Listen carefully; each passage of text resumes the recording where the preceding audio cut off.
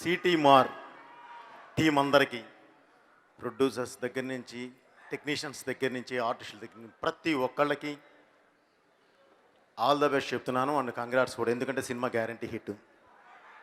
Okay, ముందుగా నేను ఈ ప్రొడ్యూసర్ చిట్టూరు శ్రీను గారు, అలాగే పవన్ గురించి మాట్లాడాలి. పవన్ గారి గురించి.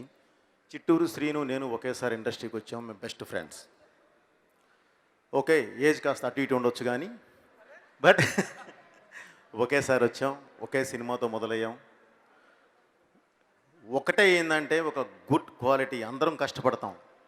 తన ఇండస్ట్రీలో ఉన్న 24 క్రాఫ్ట్స్, అన్ని క్రాఫ్ట్స్లో పనిచేసుకుంటూ వచ్చి ఒక్కొక్క స్టెప్పు ఎదుగుతూ ఎదుగుతూ ఎదుగుతూ ఈరోజు ప్రొడ్యూసర్గా వచ్చి ఒక యూటర్న్ అనే సినిమాతో ఒక మంచి సినిమా చేసి, మళ్ళీ ఎలా పడితే అలా తొందరపడకుండా ఒక సిటీ మార్ అనే ఒక మంచి సినిమా తీసి ఈరోజు సౌండింగ్ వింటుంటేనే, ఎందుకంటే మణిశర్మ గారిని ఫస్ట్ మనం గుర్తు తెచ్చుకోవాలి. ఈ సౌండింగ్ వింటుంటేనే ఎంతో ఎనర్జీ. కూర్చొని నేను కూడా యాక్చువల్లీ లోపల మూమెంట్ వేస్తున్నాను, అంత బాగుంది music. So step by step ఎదుగుతూ ఈరోజు సిటీ మార్ అనే సినిమా చేసి మీ ముందుకు తీసుకొస్తూ కూడా అతను ఎంత ప్లానింగ్ ఉన్న వ్యక్తి అయ్యా అంటే, ఇది ఉండగానే రామ్ పోతినేనితో ఇంకొక సినిమా మళ్ళీ స్టార్ట్ చేసి ఒక 30 days లింగస్వామి గారు ప్రొడ్యూసర్ డైరెక్టర్గా 30 days షెడ్యూల్ కూడా ఫినిష్ చేశాడు. అంటే ఎంత ప్లాన్డ్గా వెళ్తాడో అర్థం చేసుకోవాలి. ఇంతకన్నా ఎక్కువ పొగిడితే నా ఫ్రెండ్ని నేనే చెడగొట్టినట్టు అవుతాను. కాబట్టి శ్రీనివాస్ గారు, గ్యారంటీ మీరు ఇలాగే ముందుకు వెళ్ళాలి, మీరు బాగుండాలి. ఇలాంటి మంచి సినిమాలు తీస్తే ఇండస్ట్రీ బాగుంటుంది, ఇండస్ట్రీ బాగుంటే అందరం బాగుంటాం. అలాగే ఇక సినిమా విషయానికి వస్తే అందరూ మాట్లాడారండి, అదే చెప్తున్నాను. ఈరోజు రీసెంట్గా జరిగిన మన ఒలింపిక్స్లో నిజంగా మన తెలుగు ఆడపిల్లలు ప్రపంచవ్యాప్తంగా మన దేశం పేరు నిలబెట్టిన వాళ్ళల్లో ముందు మన సింధు దగ్గర నుంచి అందరూ ఉన్నారు. అంటే ఒక స్పోర్ట్స్ ద్వారానే కాదు, ఒక వేరే దీని ద్వారానే కాదు, ఒక స్పోర్ట్స్ ద్వారా కూడా ఆడపిల్లలు ఎక్కడో హైలో ఉన్నారు. వాళ్ళని ముందుకు రమ్మనాలి, వాళ్ళతో గేమ్స్లో వాళ్ళని ప్రోత్సహించాలి. కాదు, వాళ్ళని గ్యారంటీ ప్రోత్సహించాలి. వాళ్ళు అన్నిట్లో దేనిలోనూ తక్కువైన వాళ్ళు కాదు, అన్నిట్లోనూ సమానమైన వాళ్ళే, ఇంకా అధికులు కూడా. కాబట్టి వాళ్ళు సాధిస్తారు. అలాంటి కథా నేపథ్యం ఎన్నుకున్న నిజంగా సంపత్ నంది అండ్ గోపి సార్, నిజంగా అలాంటి కథ ఎత్తుకొని ఈ సినిమా చేస్తున్నందుకు నిజంగా అందరిని అభినందించాల్సిందే. అలాగే ఇక గోపీచంద్ గారి గురించి. Gopichand is a born fighter. He is a born fighter. ఎందుకన్నానంటే ఈ మాట, ఆయన ఒక మహానుభావుడు కొడుకు టి కృష్ణ గారు.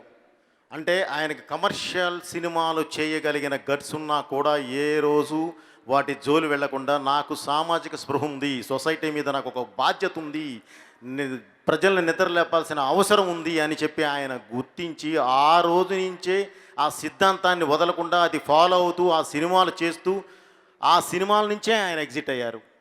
అంత గొప్ప మనిషి కొడుకు గోపీచంద్ గారు. అందుకనే హీఈజ్ ఏ బార్న్ ఫైటరు అన్న.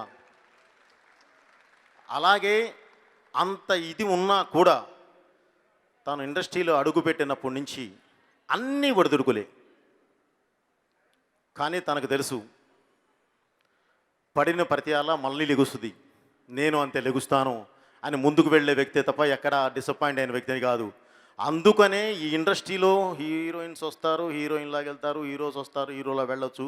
కానీ గోపీచంద్ గారు ఒక ఆల్రౌండర్లా నిలబడ్డాడు. ఎందుకంటే ఒక హీరోలానూ చేశాడు, ఒక విలన్లానూ చేశాడు. అన్ని క్యారెక్టర్లు, ఏ క్యారెక్టర్ ఏ ఛాలెంజ్ ఇచ్చినా సరే దాన్ని నిలబెట్టుకునే గట్స్ ఉన్న మంచి హీరో, మన ఇండస్ట్రీకి ఉన్న మంచి హీరో గోపీచంద్ గారు. నిజంగా అందరూ అభినందించాల్సిందే. సో సార్, మీరు ఎప్పుడు ఇలానే ఉంటారు, మీరు కష్టజీవి, గ్యారంటీ కష్టపడతారు. కాబట్టి గ్యారంటీ మీరు సక్సెస్ కొడతారు. జయాపజయాలు కామన్, బట్ దీంతో మాత్రం గ్యారంటీ ఈ సిటీ మారుతో మాత్రం సిటీ కొట్టి విజయం సాధిస్తున్నారు. తప్పకుండా ఇండస్ట్రీకి కూడా ఒక మంచి ఊపు వచ్చే సినిమా ఇది అని ఇప్పుడు మనం వినినప్పుడు ఈ ఆడియో ద్వారానే మనకు చాలా వరకు అర్థమవుతుంది.